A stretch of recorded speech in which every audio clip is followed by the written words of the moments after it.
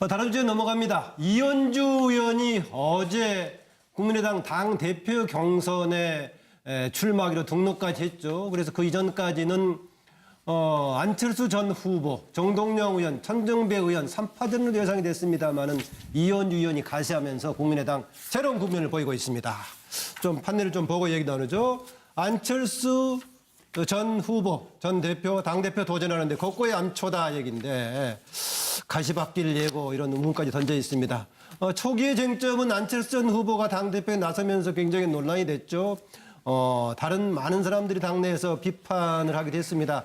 황주영 의원도 나옵니다만 서로 의사소통이 안 된다.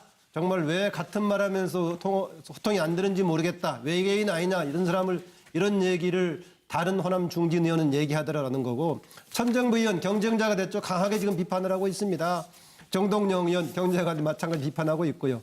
그동안에 이현주 의원이 상당히 적극적으로 안철수 전 후보, 안철수 지금 대표 후보가 됐죠. 안철수 후보를 적극적으로 지원을 했는데 어제 갑자기 이현주 의원이 등록을 했습니다. 물론 이현주 의원이 안철수 전 대표가 나서기 전에는 본인이 직접 나서려고 준비를 꽤 하고 있었습니다. 그런데 안철수 전 대표가 나서기 때문에 본인은 포기를 했는데 갑자기 나섰습니다.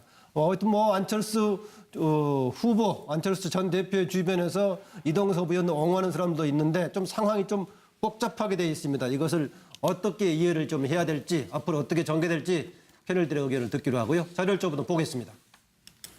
작고 강한 정당을 만들겠다고 하면서도 말씀드렸듯이 저는 무조건 반대만을 위한 반대하지 않을 겁니다. 저희들이 가진 생각과 강량이 오르면 전폭적으로 지원하지만 만약에 그것이 아니라고 할 때는 반대만을 위한 반대에 그치는 것이 아니라 더 좋은 해결 방법을 제시하고 그것을 정부에서 채택할 수 있도록 최선의 노력을 다하는 그런 당을 만들 생각입니다. 신뢰 위기를 불러온 가장 큰 책임이 있는 분은 뭐니 해도 우리 당의 최고 지도자였고 대통령 후보였던 안철수 전 후보 아닙니까? 그분이 그 신뢰 위기를 불러일으킨 일종의 말하자면 방화범인데 그분이 이제 와서 자신이 불을 끄겠다고 나오니 누가 더 있던 신뢰, 지금 거의 남아있지 않는 신뢰마저도 제로가 될, 0으로 될 그런 위기에 있습니다. 그래서 개인 사당화의 그늘을 벗어나지 못했습니다. 결과는 신뢰의 붕괴입니다. 국민들이 걸었던 기대가 붕괴했습니다. 그래서 5%짜리 정당이 되고 말았습니다. 어정쩡한 중간은 방향이 없다는 점에서 기회주의적입니다. 상황에 따라서 선택하겠다는 것은 그것을 기회주의라고 말합니다. 그간 많은 선배, 동료 의원 여러분과 당원 여러분의 출마 종용이 있었지만 어떠한 때보다도 우리 당의 엄중한 시기이기에 많은 날 동안 불면의 고민을 했습니다. 어제도 한 2시간 고민하면서 2시간을 잔 것 같은데요. 저 이현주 지금 국민의당에 필요한 인물 우리 과연 이완용입니까 이순신입니까? 국민의당의 존립은 내년 지방선거에 달려 있습니다. 이완용의 생각을 가지고 있는 사람이 당대표가 된다면 민주당에 흡수되거나 합당할 생각만 가지고 적당한 눈치만 볼 것입니다. 이순신이 당대표가 된다면 12척의 배를 가지고 백절부굴의 정신으로 강력한 카리스마를 가지고 거대 여당과 투쟁할 것입니다. 예, 어떤 경우에는 나섰을 때 도움이 되는 경우가 있는가 하면 나서가지고 도움이 안 되는 경우도 있고 합니다. 어떤 경우에 그걸 두고 한 말인지는 제가 모르겠는데요. 일단은 초반에는 안철수 전 대표가 등장하면서 하여튼 논란이 됐는데 어제 이현주 의원까지 가세해가지고 조금 복잡하긴 합니다. 대신 좀 흥미는 더 끄는 것 같습니다. 네.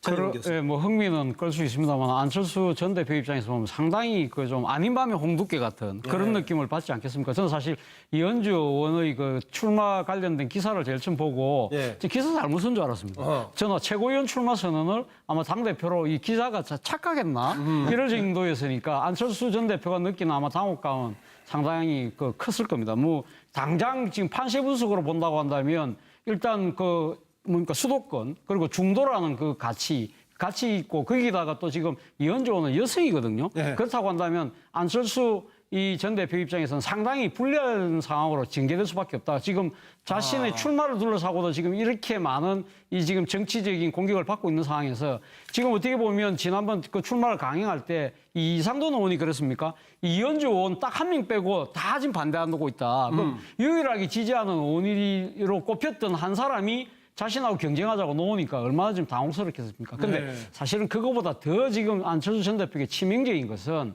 이 소위 말하는 측근으로 분류되는 이현주 의원이 그럼 왜 과연 그러면 그 경쟁 똑같이 당대표 경선에 나섰냐는 부분입니다. 지금 뭐 일각에서 들리는 이야기로는 이현주 의원이 그동안 이 다른 막말로 일하는 구설수 때문에 네. 이미지가 너무 안 좋아지니까 네. 아마 안철수 전 대표 입장에서는 이현주 의원이 최고위원으로 나갔을 때 러닝메이트를 하는 부분에 있어서 자신의 이미지가 깎일 수 있다. 그런 측면에서 아마 조금 상당히 소극적인 분위기 네. 이 때문에 아마 이현주 의원이 상당히 반발해서 네. 아마 그래서 당대표 출마한 것이 아니냐는 분석도 있거든요. 네. 그것이 뭐 맞든 틀리든 어쨌든 간에 안철수 전 대표 입장에서는 자신이 데리고 있었던 측근들이 다 하나같이 떠나는 이러한 장면이 또 지금 이 중요한 순간에 나타나고 있다는 측면에서 안철수 전 대표의 정치적 신이라는 부분이 관점에서 상당히 타격이 불가피한 것이 아니냐. 그런 측면에서 안철수 전 대표가 이 그 전당대회 국면을 어떻게 이 지금 돌파할지 참 저 개인적으로도 상당히 궁금증이 커질 수밖에 없는 상황인 거죠. 예, 안철수 전 대표 스스로도 결국은 측근이었다고 하는 사람들이 다시 결별하는 모습은 스스로의 문제를 돌아보게 만든다 이런 지적을 했습니다. 이현주 의원 스스로는 측근이라기보다는 경쟁자이자 동지이자 이런 표현을 했습니다. 반장 친구라고 해서 반장 후보로 나서지 말라는 법은 없다는 것인데 그러면은 반장 친구가 또 반장에 나서면은 반장은 좀 불쾌하긴 하겠죠. 그러지 않겠습니까? 친구로 했다 나서면은. 네, 근데 예, 저는 조금 계속 많은 사람들이 얘기하는 거 조금 다른 견해도 하나 말씀해 드리고 싶은데요. 그러니까 안철수 후보 입장에서는 일종의 3대 장애물 중에 하나라고 볼 수도 있어요. 3대 장애물이요? 예, 자기 이제 삼각파고가 있는데 뭐죠? 호남에서의 예. 호남에서의 지금 현재 비판적인 기류, 그다음에 천정배, 정동영 의원의 그런 비판, 격한 비판, 그다음에 이현주, 자기 가까운 이현주 의원의 출마 이런 여러 가지 3대 장애물이라고 볼 수도 있는데 또 다른 측면도 있다는 것도 한번 생각해 볼 필요가 있습니다. 왜냐하면 이현주 의원이 출마해가지고 표를 깎고 나눠 갖기 하는 이런 효과로 인한 거는 손해지만 저는 그 프로테지 득표율이 그렇게 높을 거라고 보지는 않습니다. 죄송합니다만은. 그렇기 때문에 TV 토론을 몇 차례 한 5차가량 해야 되거든요. 근데 TV 토론 때 안철수 후보가 지난 대선 TV 토론 때 뭐 그런 실력을 크게 보여주지 못했습니다. 안타깝게도.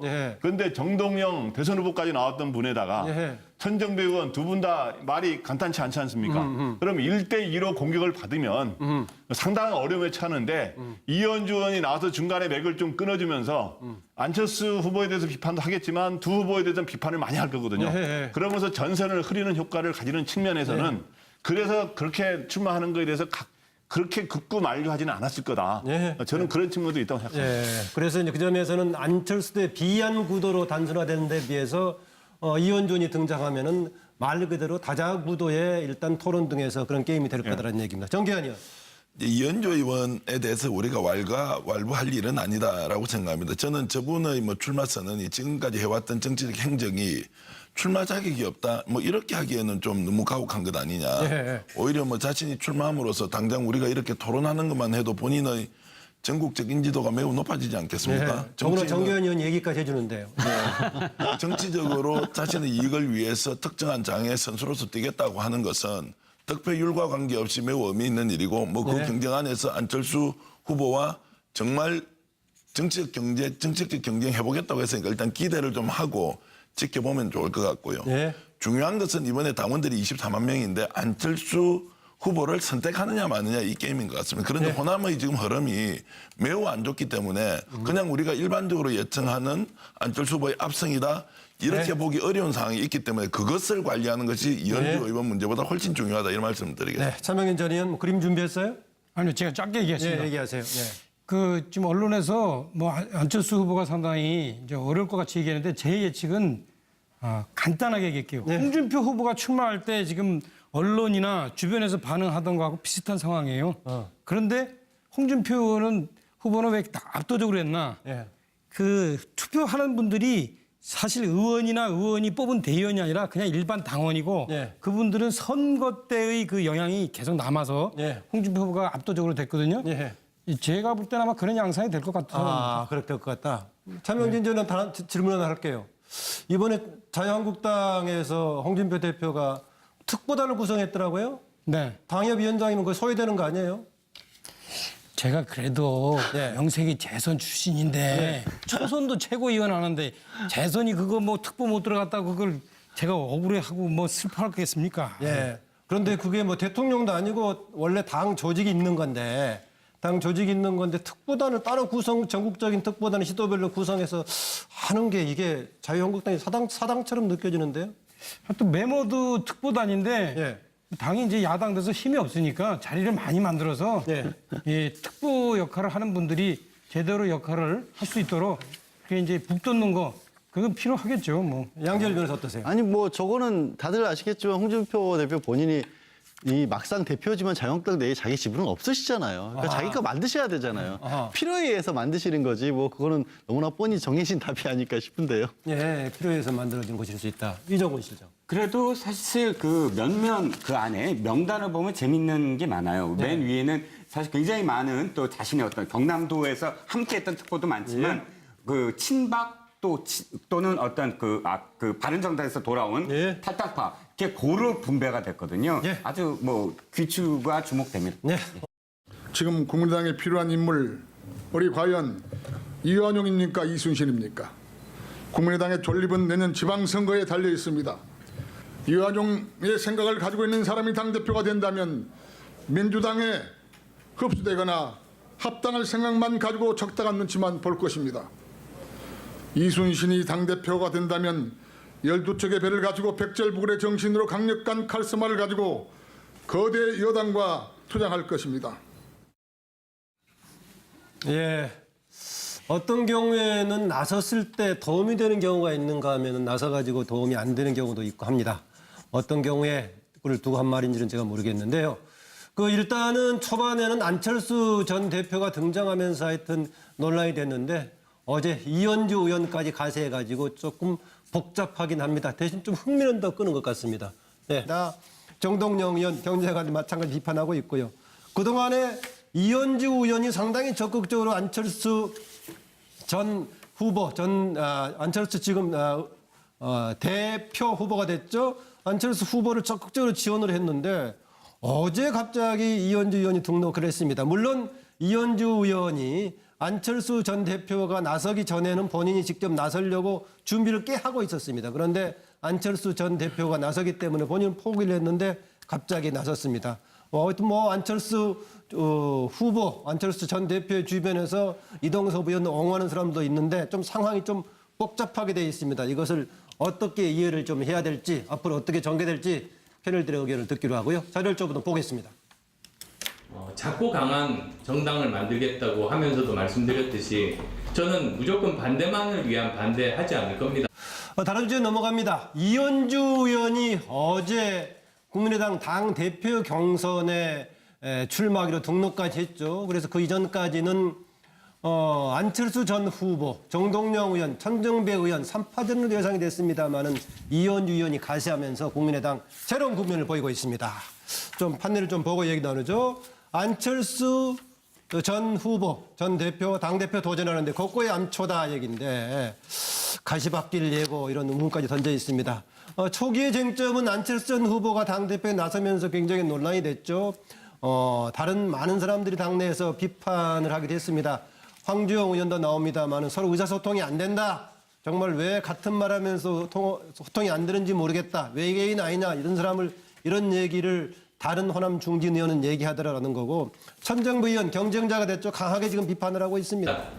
저희들이 가진 생각과 강량이 오르면 전폭적으로 지원하지만 만약에 그것이 아니라고 할 때는 반대만을 위한 반대에 그치는 것이 아니라 더 좋은 해결 방법을 제시하고 그것을 정부에서 채택할 수 있도록 최선의 노력을 다하는 그런 당을 만들 생각입니다. 신뢰 위기를 불러온 가장 큰 책임 있는 분은 뭐니 해도 우리 당의 최고 지도자였고 대통령 후보였던 안철수 전 후보 아닙니까? 그분이 그 신뢰 위기를 불러일으킨 말하면 일종의 말하자면 방화범인데 그분이 이제 와서 자신이 불을 끄겠다고 나오니 그 누가 더 있던 신뢰 뭐 지금 거의 남아있지 않는 신뢰마저도 이제 제로가 될 0으로 될 그런 위기에 있습니다. 그래서 개인 사당화의 그늘을 벗어나지 못했습니다. 결과는 신뢰의 붕괴입니다. 국민들이 걸었던 기대가 붕괴했습니다. 그래서 5%짜리 정당이 되고 말았습니다. 어정쩡한 중간은 방향이 없다는 점에서 기회주의적입니다. 상황에 따라서 선택하겠다는 것은 그것을 기회주의라고 말합니다. 그간 많은 선배 동료 의원 여러분과 당원 여러분의 출마 종용이 있었지만 어떠한 때보다도 우리 당의 엄중한 시기이기에 많은 날 동안 불면의 고민을 했습니다. 어제도 한 2시간 고민하면서 2시간을 잔 것 같은데요. 저 이현주